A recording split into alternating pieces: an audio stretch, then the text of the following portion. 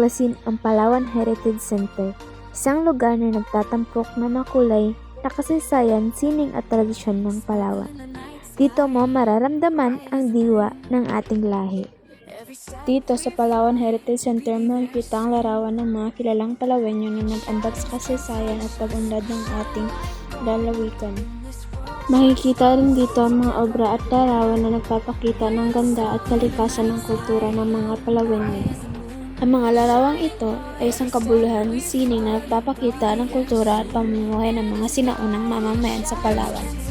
Dito makikita kung paano nila pinahalagahan ang kanilang hanapbuhay, pananamit at pang-araw-araw na gawain. Pinapakita rin dito ang pagiging masipag, matatag at maparaan ng mga Pilipino kabila ng mga hamon ng panahon. Sa pamamagitan nga ng mga ganitong likhang sining, nagbibigay buhay ang kasaysayan na hindi lamang bilang alaala, kundi bilang patunay na mayaman ang ating lahi. Makikita sa bawat detalye na pagmamahal ng tradisyon at pagkakaisa ng mga tao noon. Ang ganitong uri ng sining ay nagsisilbing paalala sa ating mga kabataan na pahalagahan at ipagmalaki ang ating kultura. Dahil sa pag-alaala at pagkilala sa ating pinagmulan, mas naunawaan natin ang kung sino at tayo bilang mga Pilipino. Ang kasaysayang ito ay hindi lamang nakaraan kundi bahagi ng ating pagkakakilanlan. Makikita rin ang mga larawan ng karagatan at kabundukan ng Palawan na nagpapakita ng likas na ganda ng kalikasan. Gaya na lamang ng underground river. Ang mga upuan at basket na gawa sa kawayan ay patunay na pagkamalikain ng pagiging maparaan ng mga tao rito. Tunay nga ang Palawan ay hindi lamang paraiso ng kalikasan, kundi tahanan din ng mayayamang sining at tradisyon.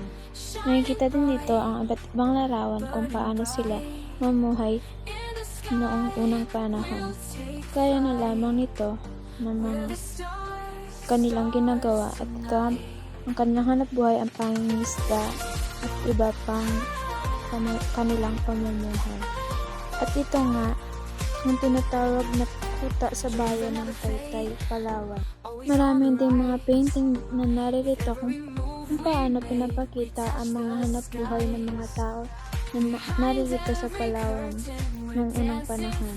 Siya dito ang kanilang mga sinusuot at pinapakita rin dito kung ano ang mga nangyari sa Palawan dati, kung ano yung mga kasaysayan narito, at narito din ang mga kanilang ginagamit dati.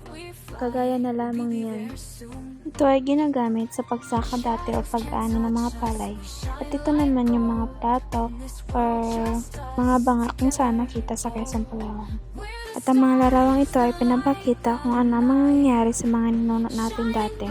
Pagpasok naman yan at po natin nakikita natin ang manungkol dyan na tapuan sa Tabon Cave Complex sa Palawan ay isang libing banga mula sa panahon ng Neolithic.